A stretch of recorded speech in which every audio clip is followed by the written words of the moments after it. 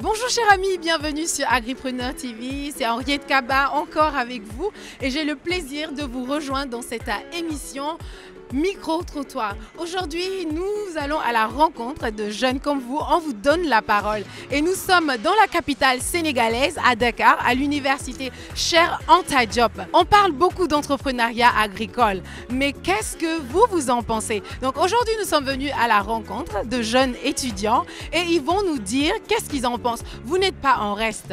On veut aussi savoir votre point de vue. Vous pouvez nous écrire dans les commentaires, les messages et on va en prendre compte. Restez avec nous et on va les retrouver.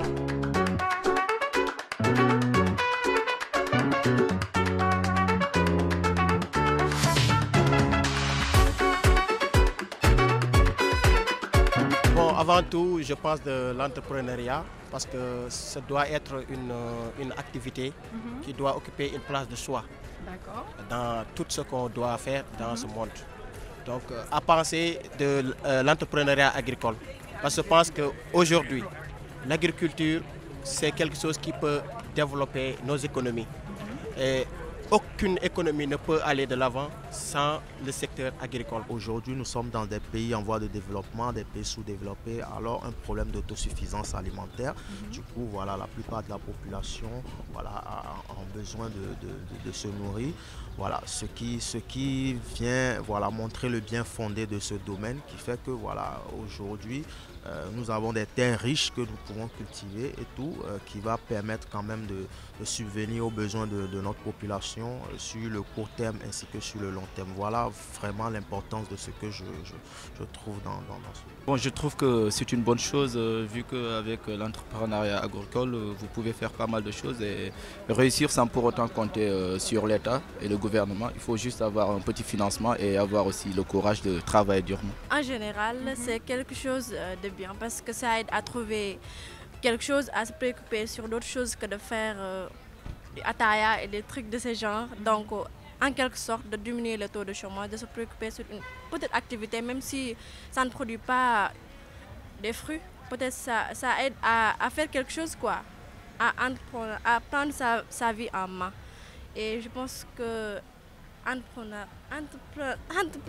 entrepreneuriat agricole, je n'ai pas une idée là-dessus, mais je pense aussi que c'est une bonne activité parce que le fait même de vendre des arachides peut procurer à une autre activité plus, comment dirais-je, plus enrichissante et qui peut produire quelque chose, quoi. L'entrepreneuriat, ça aide peut-être ça peut aider les jeunes à diminuer le taux de chômage, etc.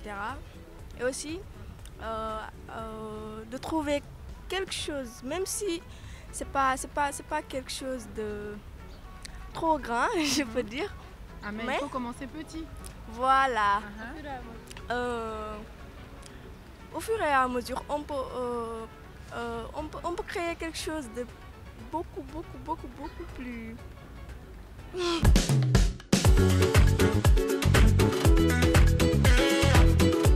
Oui, bon, d'ailleurs, on a commencé. Ah, waouh! Puisque moi, j'habite la campagne. Où précisément? J'habite dans la vallée du fleuve, plus particulièrement à Ndjoum. Et qui dit Ndjoum dit une zone agricole. Et qu'est-ce que vous faites? Donc, nous cultivons du maïs, du mil, du riz et toutes les autres cultures maraîchères. Donc nous le faisons. Bon, franchement, tout plaquer, je ne dirais pas parce que en fait, c'est un métier qui peut se faire avec autre chose. Vous n'avez pas besoin de passer tout votre temps à le faire. Vu que quand vous avez les moyens, vous pouvez prendre des gens qui vont travailler dans votre verger. Vous faites juste le financement et ils vont se charger de l'arboriculture ou bien du maraîchage. Et pour le maraîchage, c'est à court terme parce que dans les 6 mois, vous pouvez récolter et ça va vous permettre de financer en fait pour l'arboriculture qui sera pour le long terme. D'accord. Expliquez-nous, c'est quoi l'arboriculture? Vous avez tellement dit ça. Ouais, l'arboriculture, c'est en fait un secteur de l'agriculture qui permet de planter des arbres comme des orangers, des manguiers. Et quand ça produit maintenant, chaque fois dans l'année, s'il y a assez d'eau, vous pouvez récolter deux fois ou bien une fois si on doit suivre juste la période de l'hivernage. Donc ça produit maximum deux fois par an. Mais quand vous récoltez, vous pouvez avoir pas mal de fruits que vous allez exporter ou bien même que vous pouvez vendre dans le pays? Bon, ce que je ne vous ai pas dit au début, c'est que vraiment c'est un projet qui me tient à cœur. Pourquoi? Parce que voilà, avec mes frères, tout récemment, on a prévu se lancer dans ce domaine, bien évidemment, même si je suis novice dans le domaine et tout. Mais c'est un projet en cours, on a prévu se lancer voilà, au Togo et tout. Du coup, voilà, actuellement, on est en phase d'études et tout pour faire... Voilà. Mais c'est quel projet exactement? Voilà, on a des hectares où on veut voilà, faire de l'agriculture dessus, non seulement de l'agriculture, mais de l'élevage aussi. Et tout. Donc, comme je disais, on est en phase d'analyse et puis d'études de marché pour voir un peu voilà, qu'est-ce qu'il faut planter, et tout, voilà, quels sont les besoins réels de la population, etc. etc. Et tout. Voilà.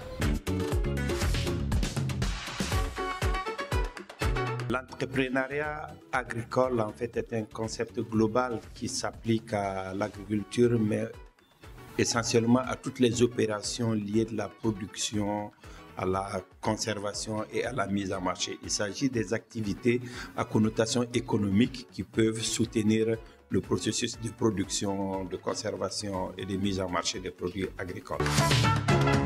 C'était votre émission Micro-Trottoir qui vous donne la parole. Et comme on l'a dit au début de cette émission, nous sommes à l'université de l'UQAD, l'université Cheikh Anta Diop. Vous pouvez le constater, les étudiants qui passent.